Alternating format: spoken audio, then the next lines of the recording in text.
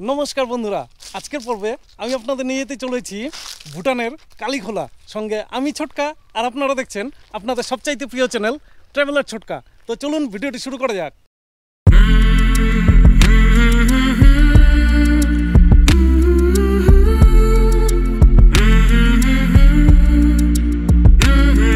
এই যে ফাঁকা জায়গাটি দেখতে পাচ্ছেন, এটি একটি বিশাল বড় নদী। অ্যাকচুয়ালি ওই নদীর ওই পাটটাতেই হচ্ছে গিয়ে আমাদের ইন্ডিয়া, আর ঠিক এই সেক্টরটা হচ্ছে ভুটান। আর যদি আপনি ভৌগোলিকভাবে দেখতে চান তো আমি বলবো যে বর্তমানে আমি ভুটান আর ইন্ডিয়ার মাঝখানে রয়েছি। তো চলুন আগে যাই, আর যেতে যেতে আপনাদের সাথে কথা বলছি।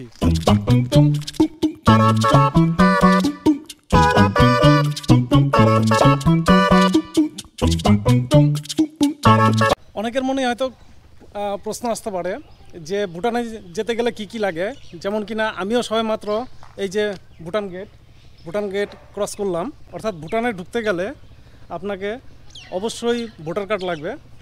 ওরা ভোটার কার্ডটি জমা নিয়ে নেবে, লিখে টিখে জমা করবে, আর তার বিনিময়ে আপনাকে দিবে এরকম ভুটান সরকারের ক্যাজুয়াল ভিজিটর কার্ড। এরকম একটা কার্ড আপনাদের হাতে দিয়ে দেওয়া হবে। আর এই গেট পাস নিয়ে 24 ঘন্টা সময়সীমা আপনারা এখানটায় থাকতে পারবেন। আম্মা कुछ नहीं, ऐसे घूमने आया। এখানে সর্বপ্রথমে এসেই দেখতে পেলাম এখানকার ছোট্ট একটি বাজার। চলুন তারই কিছুটা দৃশ্য আমরা দেখে নিই।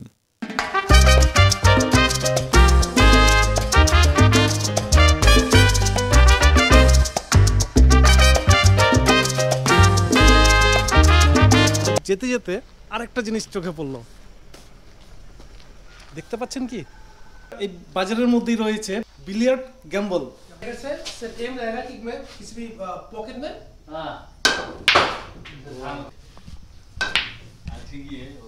অ্যাকচুয়ালি খেলাটা কিভাবে খেলতে হয়, ভাইকে কিন্তু এখানকার অনার যে অনার আছে তিনি কিন্তু শিখিয়ে দিচ্ছে, যে নেক্সট টাইম এলে পরে আবার যেন খেলতে পারে। আপনার নাম কি? दीपा। दीपा, ठीक है, एक बार मेरे फॉलोअर को हाई बोल दीजिए। हाय। এখানে এসে ভাবছেন যে কি খাবেন, তো এইমাত্র আমাদের যে কালীখোলা আছে, ভুটানের যে কালীখোলা, এখানটায় এসে এল হোমিও জিঙ্কা, সেটাই তো। তো এখানটায় আমরা চা খেলাম। এই পাশে একটা ছোট্ট শপ আছে, এখানটায় চা খেলাম। চায়ের দাম নিল পার কাপ 10 টাকা। তো কোয়ান্টিটি ঠিকই ছিল, খারাপ না। তো বলবো যে দাম বেশি একটা নেয়নি, আমাদের ওখানটাও তাই আছে। কালীখোলা বাজার থেকে কিছুটা উপরে যেতেই হাতের বাদিকে দেখতে পেলাম এখানকার হসপিটাল।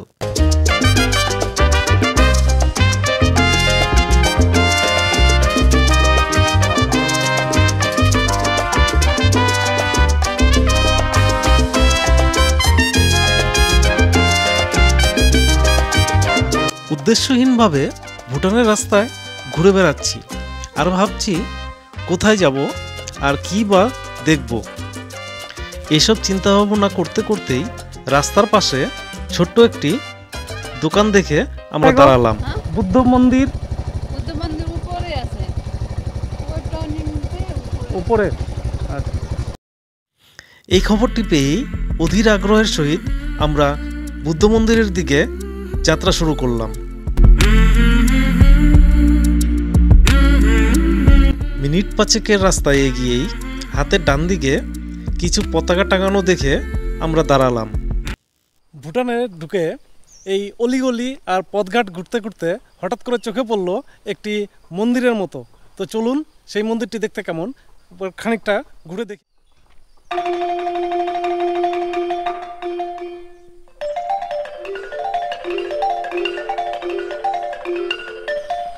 বিশাল বড় একটা ঘন্টার মতো দেখা যাচ্ছে,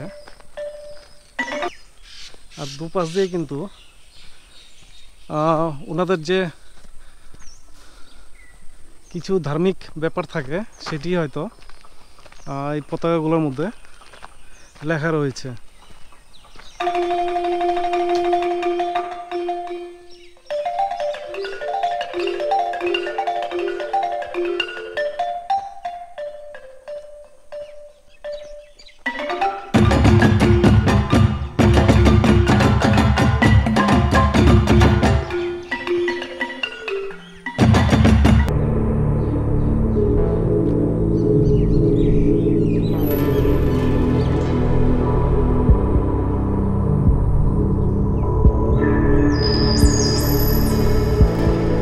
সামনে গিয়ে সেরকম কিছুই একটা বুঝতে পারলাম না, এটা কি কোনো হিস্টোরিক্যাল প্লেস না মন্দির, সেটা নিয়ে একটা দ্বন্দ্বে আছে।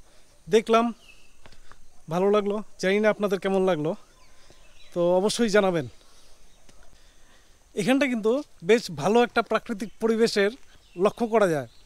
যেমন এখানটায় রয়েছে একটি কলা বাগান, আর এদিক দিয়ে ভুটানিজদের সুন্দর সুন্দর বাড়ি।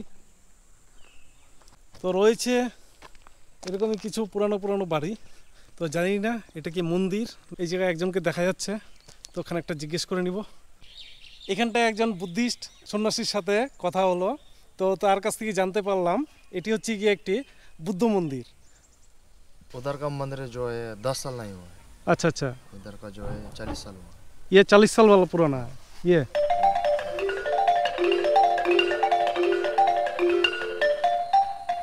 आपका नाम क्या है?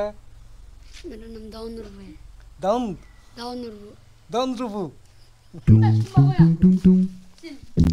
আরও নতুন কিছু দেখা ও জানার উদ্দেশ্য নিয়ে পাহাড়ের গা বেয়ে বেয়ে যাওয়া রাস্তা দিয়ে এগিয়ে চললাম আরও উপরের দিকে।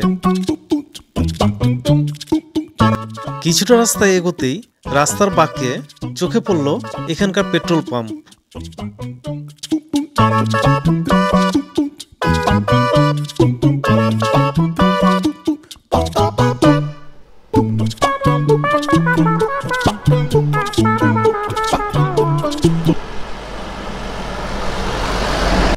ভুটানে প্রবেশ করা মাত্রই কিন্তু আমাদের বলা হয়েছিল যে আপনারা কিন্তু এই যে ব্রিজটি আছে এই ব্রিজ পর্যন্তই লাস্ট যাবেন, তারপরে আমাদের যেতে বাধা দেওয়া হয়েছিল।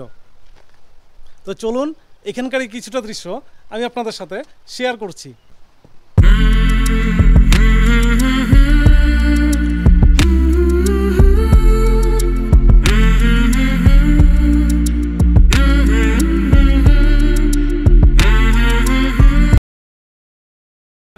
তো চলুন এবার নিচ থেকে অর্থাৎ কাছে থেকে নদীটি দেখতে কেমন খানিকটা দেখে নেই।